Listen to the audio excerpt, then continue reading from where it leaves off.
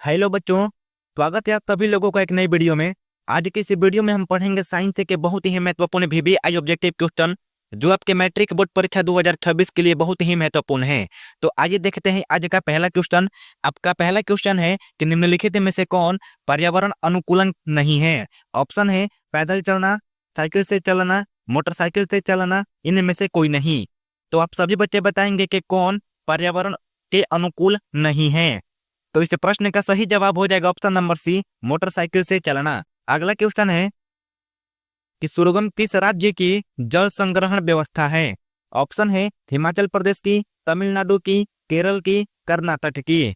तो आप सभी बच्चे बताएंगे कि सुरगम किस राज्य की जल संग्रहण व्यवस्था है। तो इस प्रश्न का सही जवाब हो जाएगा option number C, Kerala. Kerala की जल संग्रहण व्यवस्था को सुरगम कहते हैं। अगला क्वेश्चन है कि कर्नाटक में जल संग्रहण स्थान को क्या कहा जाता है। ऑप्शन है एरिस, सुरगम, आहार, कट्टा।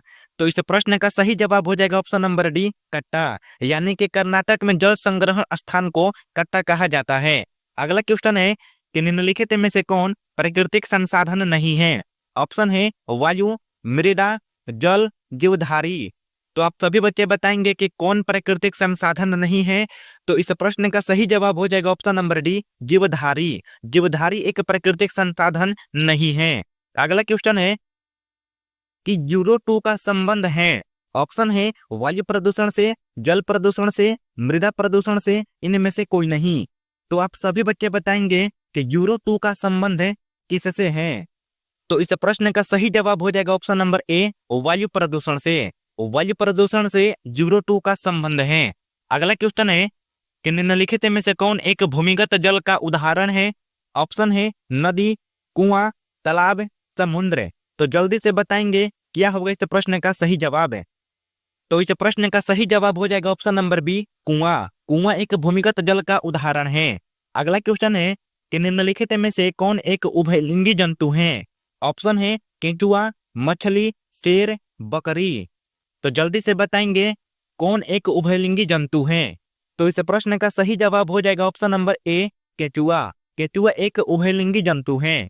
अगला क्वेश्चन है कि वनों के संरक्षण के लिए निम्नलिखित में से किन प्रक्रियाओं को नियंत्रित करने की आवश्यकता है। ऑप्शन है पेड़ों के अंधाधुंध कटाई, अतिचारण, खनन, इनमें से सभी। तो इस प्रश्न का सही जवाब हो जाएगा ऑप्शन नंबर डी, इनमें से सभी। ऑप्शन नंबर डी इस प्रश्न का बिल्कुल सही जवाब है। अगला क्वेश्चन है कि जैव विविधता के विशिष्ट स्थल क्या कहलाते हैं। ऑप्शन है जंगल, वन, दवा, जंतु। तो इस प्रश्न का सही जवाब हो जाएगा ऑप्शन नंबर बी, वन। यानी कि जैव विविधता के विशिष्ट स्थल को वन कहते हैं। अगला क्वेश्चन है कि टिहरी बांध का निर्माण किस प्रदेश में किया गया है। आप कभी बच्चे बताएंगे कि टिहरी बांध का निर्माण किस प्रदेश में किया गया है। ऑप्शन है उत्तर प्रदेश, उत्तराखंड, राजस्थान, मध्य प्रदेश।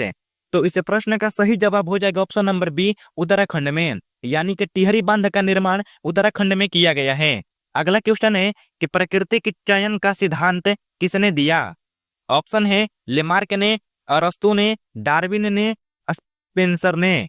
तो इस प्रश्न का सही जवाब हो जाएगा ऑप्शन नंबर सी, डार्विन ने प्राकृतिक चयन का सिद्धांत दिया था। अगला क्वेश्चन है कि निम्नलिखित में से कौन जैव अनमीकरणीय पदार्थ है। ऑप्शन है डीडीटी, कागज, वाहित मल, इनमें से कोई नहीं। तो इस प्रश्न का सही जवाब हो जाएगा ऑप्शन नंबर ए, डीडीटी। अगला क्वेश्चन है कि ओजोन परत पाई जाती है। आप सभी बच्चों को बताना है कि ओजोन परत कहाँ पाई जाती है। ऑप्शन है स्ट्रेटोस्फीयर में, एक्सोस्फीयर में, आयनोस्फीयर में, ट्रोपोस्फीयर में। तो इस प्रश्न का सही जवाब हो जाएगा ऑप्शन नंबर ए, स्ट्रेटोस्फीयर में, जिसको हिंदी में समताप मंडल कहते हैं। अगला क्वेश्चन है कि निम्नलिखित में से कौन एक जलीय आहार श्रृंखला है। ऑप्शन है घास, बकरी, शेर। ऑप्शन बी शैवाल, जलीय कीट, मछली। ऑप्शन सी घास, जलीय कीट, मछली, मनुष्य।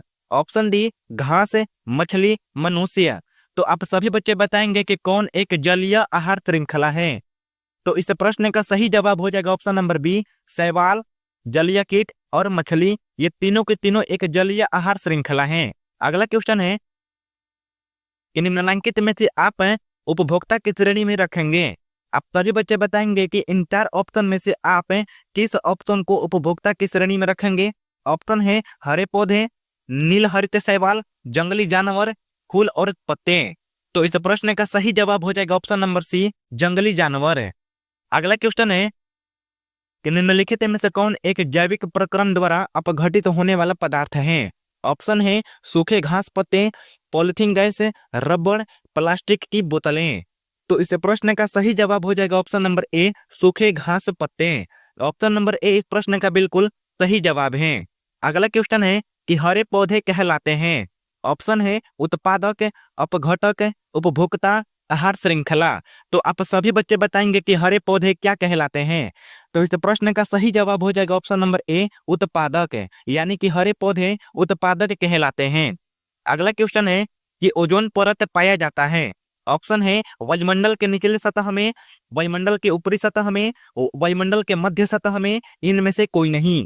तो आप सभी बच्चे बताएंगे कि ओजोन परत कहाँ पाया जाता है। तो इस प्रश्न का सही जवाब हो जाएगा वायुमंडल के ऊपरी सतह में। तो ऑप्शन नंबर बी इस प्रश्न का बिल्कुल सही जवाब है। अगला क्वेश्चन है कि निम्नलिखित में से कौन आहार श्रृंखला का निर्माण करते हैं। ऑप्शन है घास गेहूं आम, ऑप्शन बी घास बकरी मानव, ऑप्शन सी बकरी गाय हाथी, ऑप्शन डी घास मछली बकरी। तो आप सभी बच्चे बताएंगे कि इन 4 ऑप्शन में से कौन आहार श्रृंखला का निर्माण करते हैं। तो इस प्रश्न का सही जवाब हो जाएगा ऑप्शन नंबर बी, घास बकरी मानव। ऑप्शन नंबर बी इस प्रश्न का बिल्कुल सही जवाब है। अगला क्वेश्चन है कि अपघटक का उदाहरण है। आप सभी बच्चे बताएंगे कि अपघटक का उदाहरण कौन है। ऑप्शन है कवक, बाघ, बकरी, हरे पौधे। तो इस प्रश्न का सही जवाब हो जाएगा ऑप्शन नंबर ए, कवक, यानी कि अपघटक का उदाहरण कवक है। अगला क्वेश्चन है कि ओजोन के अणु में ऑक्सीजन के कितने परमाणु हैं। ऑप्शन है 1, 2, 3, 4। तो इस प्रश्न का सही जवाब हो जाएगा ऑप्शन नंबर सी, 3, यानी कि ओजोन के अणु में ऑक्सीजन के 3 परमाणु होते हैं और ओजोन का रासायनिक सूत्र होता है O3 और ऑक्सीजन को O से इंगित करते हैं, इसीलिए ऑक्सीजन के 3 परमाणु ओजोन में पाए जाते हैं। ऑप्शन नंबर सी इस प्रश्न का बिल्कुल सही जवाब है। अगला क्वेश्चन है कि चिपको आंदोलन का मुख्य उद्देश्य संरक्षित करना था। ऑप्शन है मिट्टी को, वृक्षों को, जल को, बिजली को। तो आप सभी बच्चे बताएंगे कि चिपको आंदोलन का मुख्य उद्देश्य किसे संरक्षित करना था। तो इस प्रश्न का सही जवाब हो जाएगा ऑप्शन नंबर बी, वृक्षों को। अगला क्वेश्चन है कि निम्नलिखित में से कौन सा प्राकृतिक पारिस्थितिकी तंत्र है। ऑप्शन है तालाब, फसल, झील, जंगल। तो इस प्रश्न का सही जवाब हो जाएगा ऑप्शन नंबर डी, जंगल।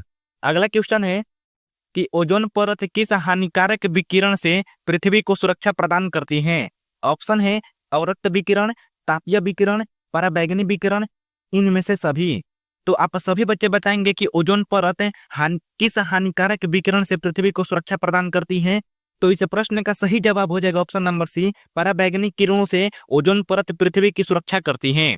अगला क्वेश्चन है कि कौन सा अजैव नवीकरणीय कचरा है। ऑप्शन है टिश्यू पेपर, केले का छिलका, थर्मोकोल, इनमें से सभी। तो इस प्रश्न का सही जवाब हो जाएगा ऑप्शन नंबर सी, थर्मोकोल। अगला क्वेश्चन है कि पारिस्थितिकी तंत्र में ऊर्जा का प्रवाह होता है। ऑप्शन है एक दिशीय में, द्विदिशीय, बहुदिशीय, किसी भी दिशा में। तो इस प्रश्न का सही जवाब हो जाएगा ऑप्शन नंबर ए, एक दिशीय में, यानी कि पारिस्थितिकी तंत्र में ऊर्जा का प्रवाह एक दिशा में होता है। अगला क्वेश्चन है कि जीवमंडल की स्वपोषित संरचनात्मक एवं कार्यात्मक इकाई को क्या कहा जाता है। ऑप्शन है जलमंडल, स्थलमंडल, पारिस्थितिकी तंत्र, वायुमंडल। तो इस प्रश्न का सही जवाब हो जाएगा ऑप्शन नंबर ए, जलमंडल। अगला क्वेश्चन है कि सभी हरे पौधे होते हैं। ऑप्शन है स्वपोषी, मृतजीवी, परजीवी, इनमें से सभी। तो इस प्रश्न का सही जवाब हो जाएगा ऑप्शन नंबर ए, स्वपोषी। हरे पौधे स्वपोषी होते हैं क्योंकि ये सभी अपने भोजन प्रकाश संश्लेषण की क्रिया करके स्वयं बनाते हैं। अगला क्वेश्चन है कि कौन से गैस ओजोन परत में छेद के लिए उत्तरदायी है। ऑप्शन है हाइड्रोजन, नाइट्रोजन, क्लोरोफ्लोरोकार्बन, मीथेन। तो आप सभी बच्चे बताएंगे कि ओजोन परत में छेद के लिए कौन उत्तरदायी गैस है। तो इस प्रश्न का सही जवाब हो जाएगा ऑप्शन नंबर सी, क्लोरोफ्लोरोकार्बन।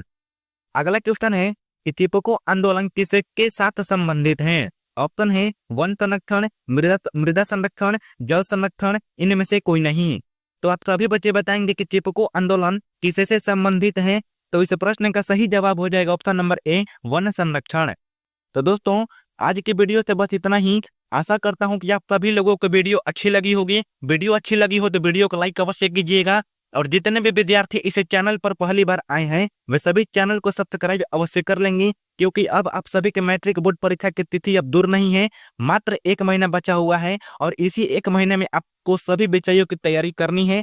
तो सभी विषयों की तैयारी करने के लिए हमारे चैनल को सब्सक्राइब अवश्य कर लेंगे। तो वीडियो देखने के लिए बहुत बहुत धन्यवाद। मिलते हैं एक और बेहतरीन वीडियो में, तब तक के लिए जय हिंद।